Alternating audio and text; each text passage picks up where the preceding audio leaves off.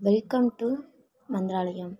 இன்றைக்கி நம்ம பார்க்க போகிறது என்னென்னா, வசியமை பயன்படுத்தும் முறை.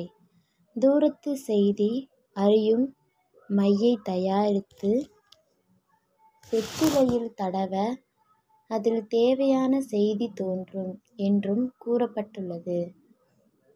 அகத்தியரின் அஷ்டமா சித்தி என்னும் மாந்திரீக நூலில் வசியத்திற்கு உரிய பூசா விதி கூறப்பட்டுள்ளது.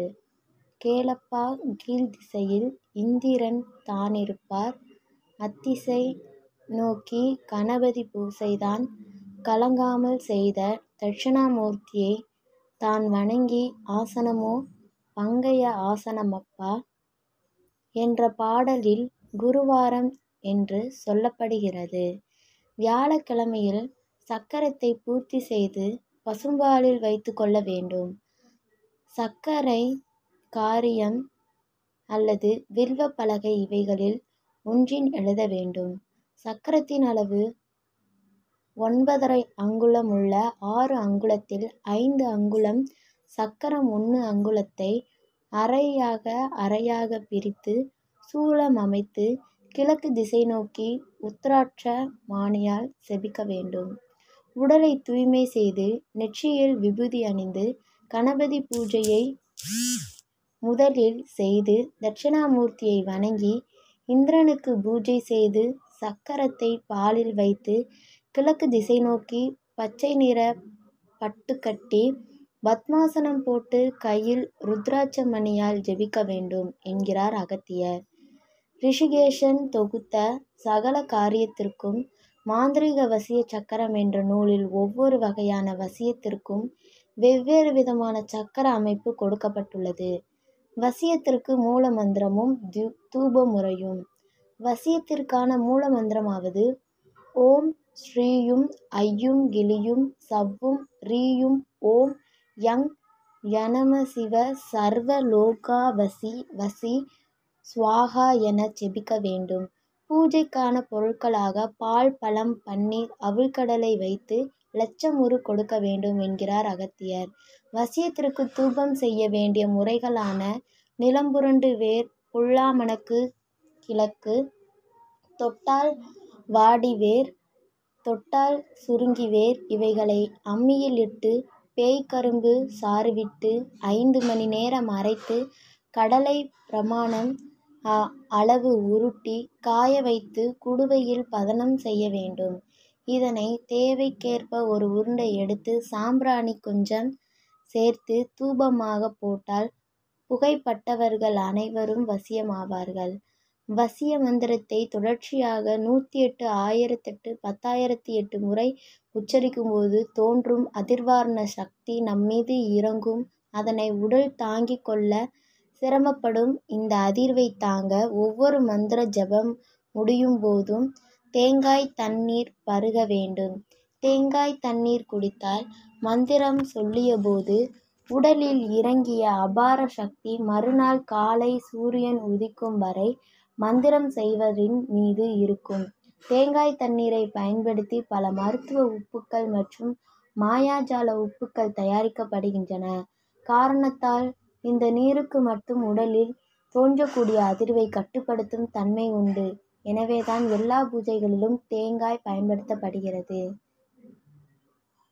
என்று வசியத்தில் தேங்காய் பயன்படுத்துவதன் நோக்கத்தை இணையதள செய்தி வழி அறிய முடிகின்றது.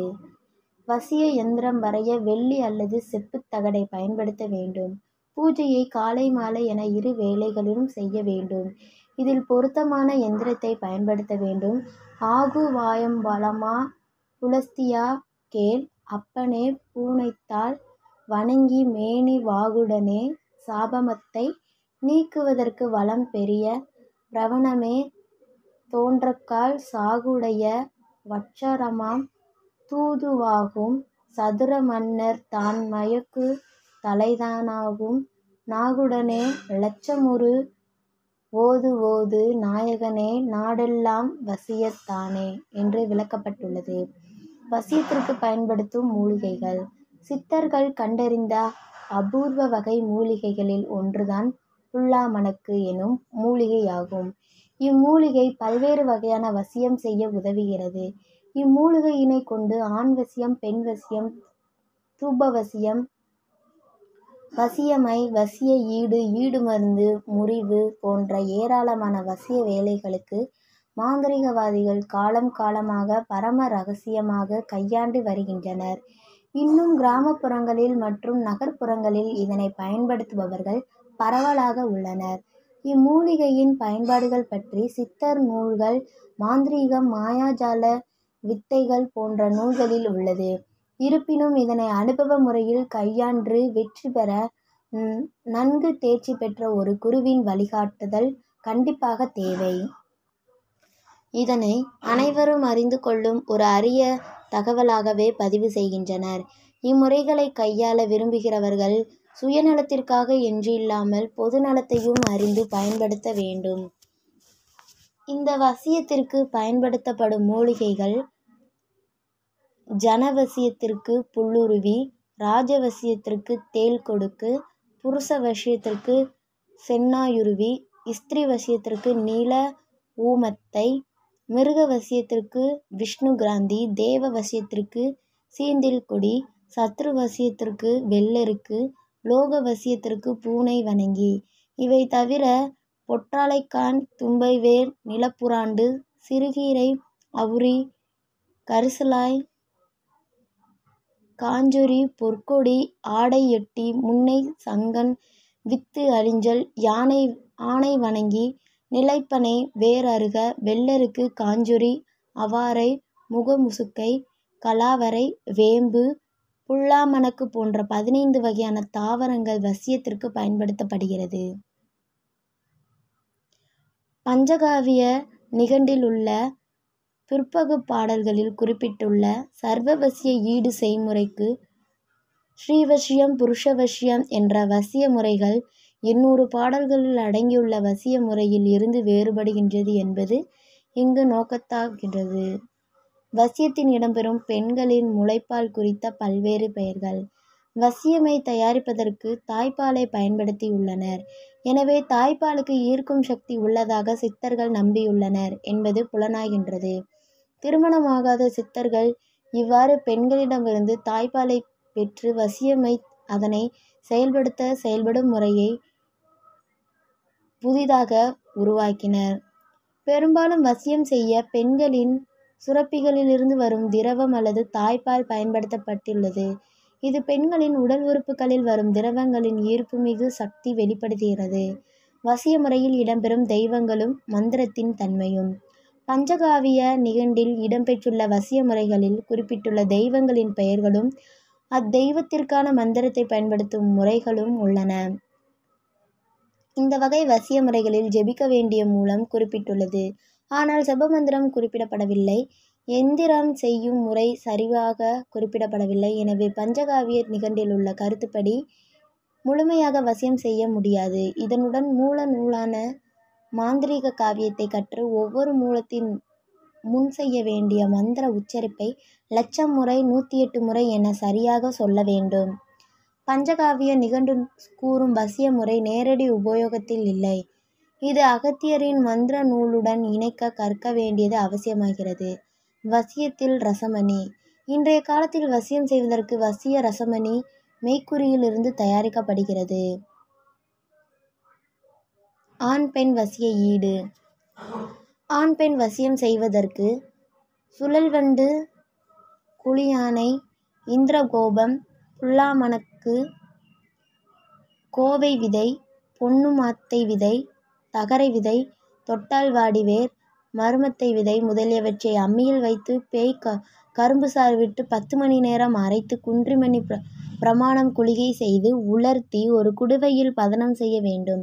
தேவைக்கேற்ப ஒரு குளிகை எடுத்து தனது இரத்தம் சேர்த்து தின்பண்டங்களில் கலந்து கொடுத்தால் வசியம் ஆவார்கள். இணைப்பிரியா தம்பதியாகவும் விளங்குவார்கள். வசிய ஈடு மருந்து முறிவு. சுயநலத்தின் காரணமாக ஒருவரின் பிடியில் வசிய மருந்தினால் உள்ள ஒருவரை அதன் பிடியிலிருந்து மீட்டு கொண்டு வருவதற்கு புல்லாமணக்கு மூலிகை உதவுகிறது. புல்லாமணக்கு கிழக்கு 3 எடுத்து நெய்விட்டு வறுத்து உண்ண வேண்டும். இதுபோல் 3 நாட்கள் காலை மாலை 6 வேளை சாப்பிட ஈடு மருந்தின் வேகம் முறிந்து தனது சுயநிலை அடைவார்கள். வசியத்தை கையாளும் முறைகள். வசியம் செய்ய தயாரிக்கப்பட்ட வசிய பொருட்களை ஒன்று சேர்த்து இறைவனிடம் வேண்டி லட்சமுறை மந்திரத்தை உச்சரித்து தயாரிக்கப்பட சக்திமிகு வசிய சாதனம் மையாகவோ அல்லது ஜபமாகவோ இருக்கலாம். அதனை வைத்து வசியம் செய்யப்பட வேண்டிய மனிதன் இறைவன், செகம், மிருகம், பூதம், தேவதை நினைத்தால் நினைத்த காரியம் வசியமாகும். அகத்தியரின் மாந்திரீக காவியத்தில் உள்ள அர்ச்சமா சித்துக்கள் கூறும் 8 வகை வசியத்திலிருந்து பஞ்சகாவியர் நிகண்டில் உள்ள வசிய முறைகள் வேறுபடுகின்றது. அகத்திய முனிவர் தனது மாந்திரீக காவியத்தில் வசியம் பற்றி கூறி அதை மாந்திரீகத்தின் ஒரு அங்கமாக உருப்படுத்தியுள்ளார். மாந்திரீக காவியத்திற்கு பின் வந்த அகத்திய முனிவரின் பஞ்சகாவிய நிகண்டிலும் வசியம் பற்றி குறிப்பிட்டுள்ளார்.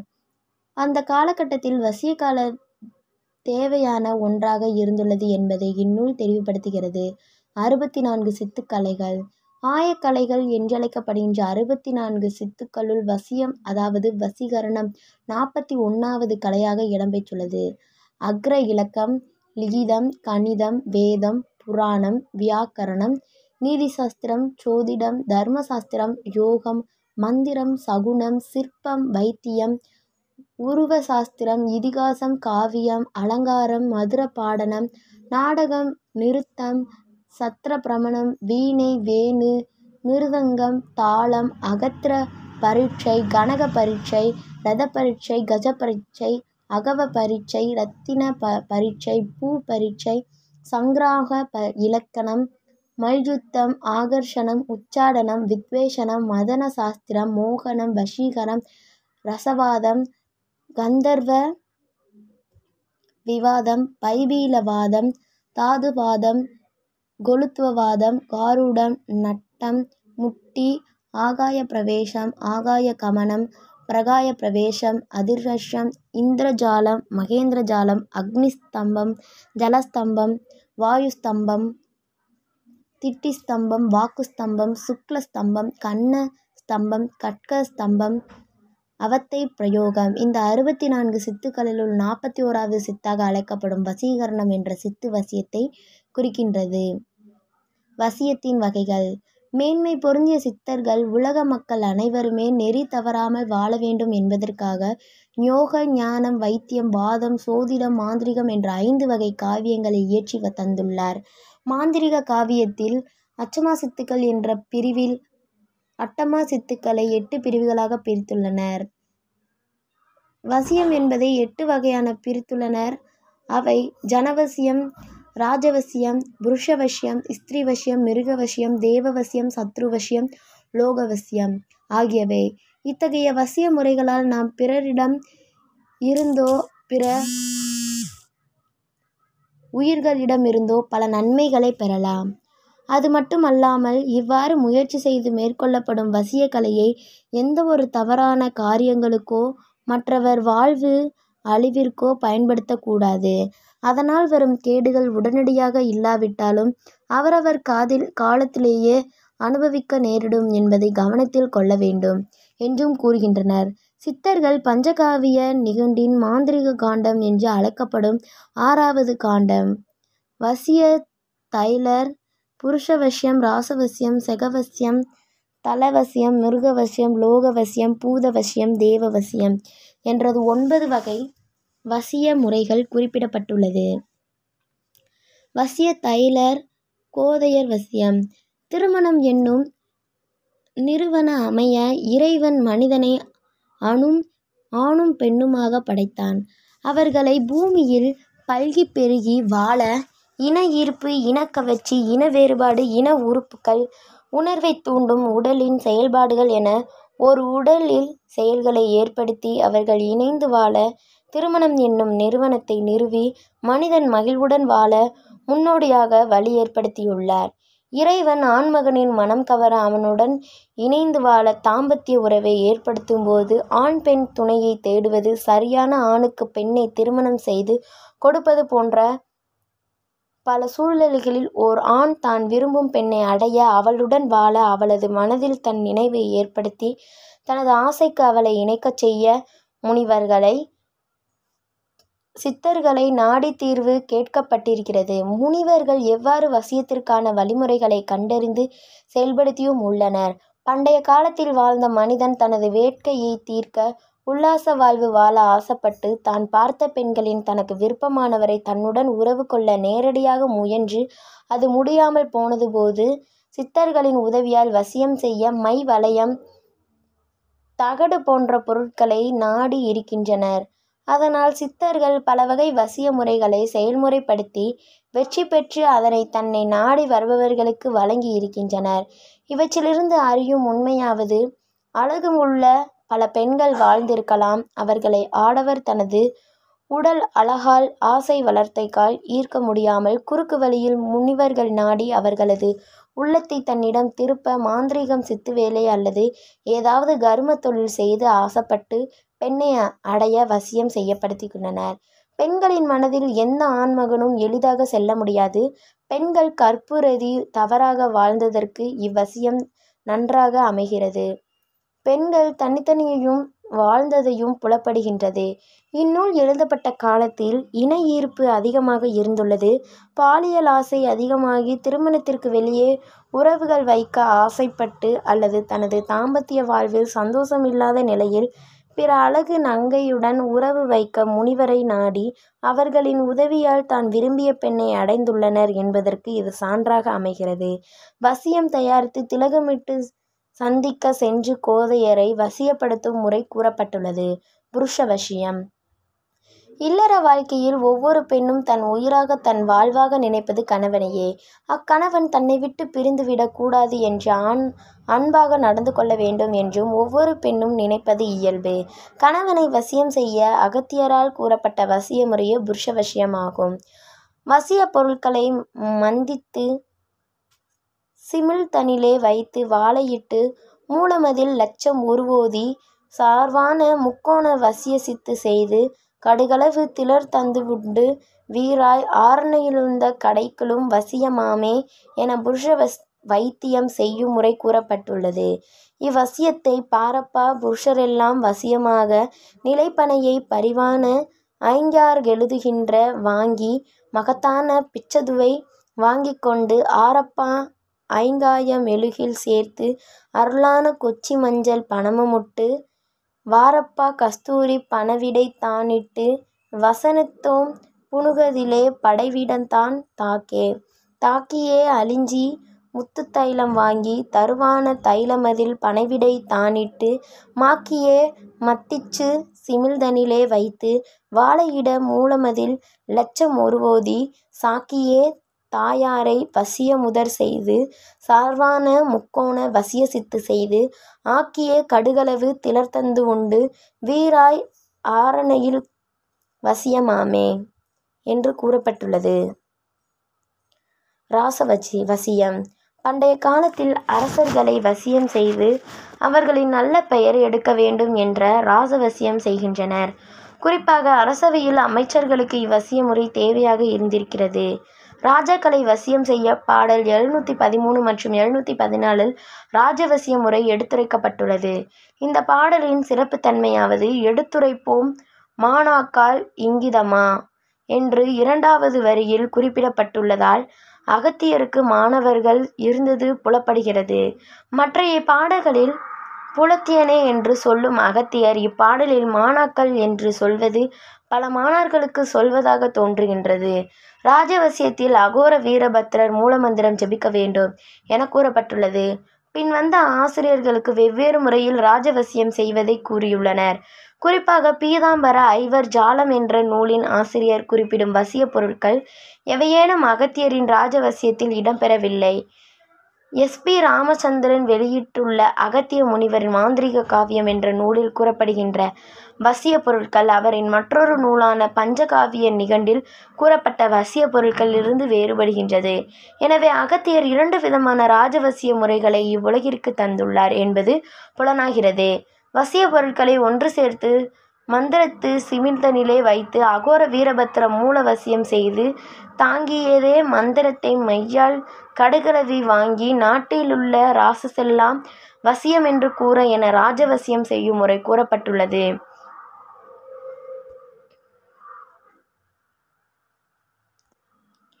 என்றான ராசவசியம் சொல்ல கேளு எடுத்துரைப்போன் மாணாக்கால் இங்கிதமாமா வண்டான தேவாங்கு பிச்சு கொண்டு வளமான ஆந்தையிட பிச்சும் இரண்டுமாகும். குண்டான ஐங்காய மெழுகில் பிச்சு வாங்கி கூரான இருபிசியுடன் கூடக் கூட்டி ஆண்டான சந்தன மரத்தினாலே அருளான தைலமதை வாங்கே.